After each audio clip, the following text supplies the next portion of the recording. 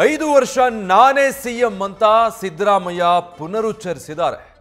ರಾಜ್ಯ ನಾಯಕತ್ವದ ಬಗ್ಗೆ ಕಾಂಗ್ರೆಸ್ ಹೈಕಮಾಂಡ್ ಇಕ್ಕಟ್ಟಿಗೆ ಸಿಕ್ಕಾಕೊಂಡಿದೆ.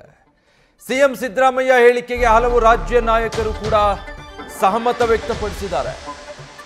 5 ವರ್ಷಕ್ಕೆ ಸಿದ್ದರಾಮಯ್ಯನವರೇ ಮುಖ್ಯಮಂತ್ರಿಯಾಗಿ ಮುಂದುವರಿತಾರೆ ಅಂತ.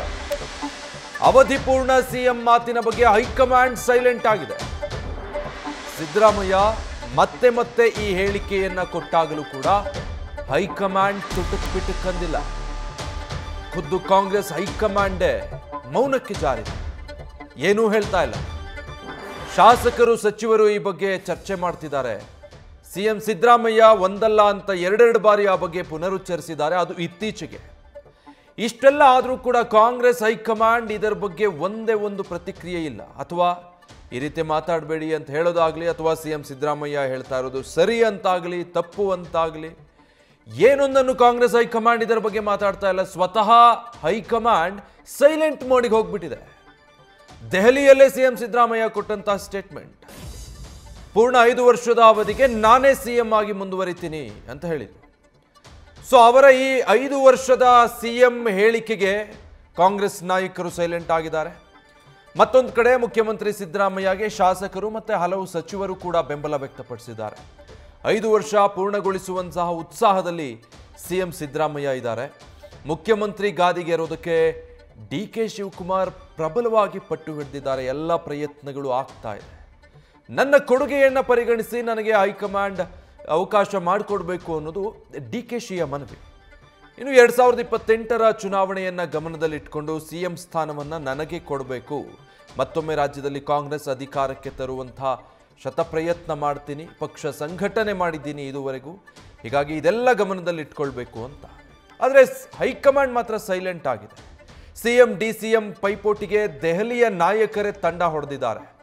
ಇಬ್ಬರ ಭೇಟಿಗೆ ಸೋನಿಯಾ ಗಾಂಧಿ, ರಾಹುಲ್ ಗಾಂಧಿ ಇಬ್ಬರೂ ಕೂಡ ಸಿಕ್ಕಿಲ್ಲ.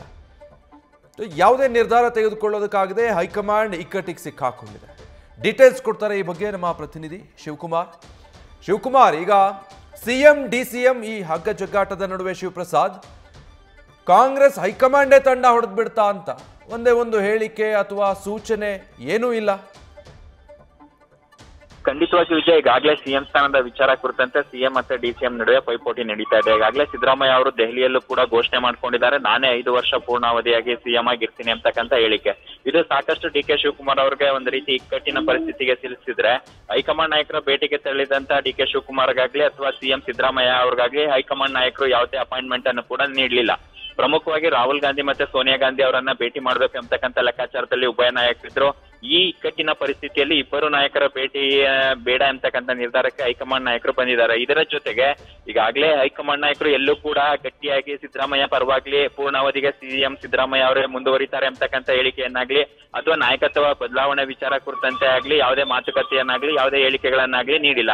ಇನ್ನು ಶತಪ್ರಯತ್ನ ಈ ಅವಧಿಯಲ್ಲೇ ಸಿಎಂ ಆಗ್ಬೇಕು ಅಂತಕ್ಕಂಥ ಲೆಕ್ಕಾಚಾರದಲ್ಲಿ ಇರ್ತಕ್ಕಂಥ ಡಿ.ಕೆ. ಶಿವಕುಮಾರ್ ಅವರು ಕೂಡ ಹೈಕಮಾಂಡ್ ಮಟ್ಟದಲ್ಲಿ ತಮ್ಮದೇ ಆದಂತಹ ಸೇವೆಯನ್ನ ಪರಿಗಣಿಸಿ ಕೆಪಿಸಿಸಿ ಅಧ್ಯಕ್ಷನಾಗಿ ಪಕ್ಷ ನನ್ನ ನೇತೃತ್ವದಲ್ಲಿ ಅಧಿಕಾರಕ್ಕೆ ಬಂದಿದೆ, ಹಾಗಾಗಿ ಭವಿಷ್ಯದ ದೃಷ್ಟಿಯಿಂದನೂ ಕೂಡ ನನಗೆ ಈಗಲೇ ಸಿಎಂ ಸ್ಥಾನ ನೀಡೋ ಸೂಕ್ತ ಅಂತಕ್ಕಂಥ ಪಟ್ಟನ್ನು ಕೂಡ ಹಾಕ್ತಾ ಇದ್ದಾರೆ.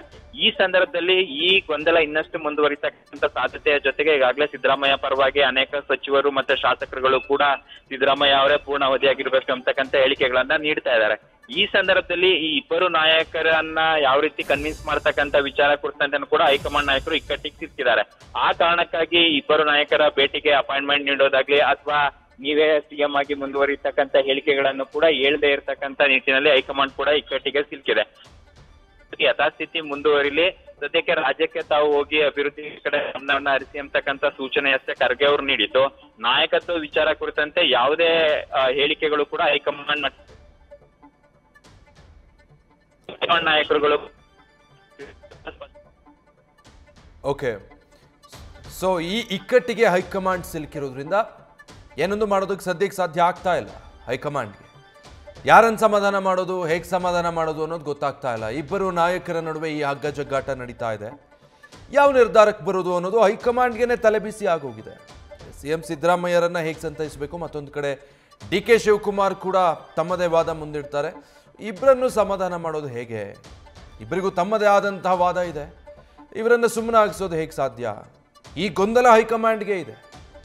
ಹೀಗಾಗಿ ಇಬ್ಬರು ನಾಯಕರನ್ನು ಭೇಟಿನೇ ಆಗಿಲ್ಲ ಇದುವರೆಗೂ. ರಾಹುಲ್ ಗಾಂಧಿ ಆಗಲಿ ಅಥವಾ ಸೋನಿಯಾ ಗಾಂಧಿ ಆಗಲಿ, ಇಬ್ಬರು ನಾಯಕರು ದೆಹಲಿಯಲ್ಲಿದ್ದರೂ ಕೂಡ CM ಮತ್ತು DCM ರಾಹುಲ್ ಗಾಂಧಿ ಆಗಲಿ ಸೋನಿಯಾ ಗಾಂಧಿ ಅವರನ್ನಾಗಲಿ ಭೇಟಿಯಾಗಿ ಚರ್ಚೆ ಮಾಡೋದಕ್ಕೆ ಸಾಧ್ಯ ಆಗಿಲ್ಲ. ಖರ್ಗೆ ಅವರೊಟ್ಟಿಗೆ ಮಾತಾಡಿದ್ದಾರೆ, ಸುರ್ಜೇವಾಲಾ ಸಿಕ್ಕಿದ್ದಾರೆ ಅಷ್ಟೇ.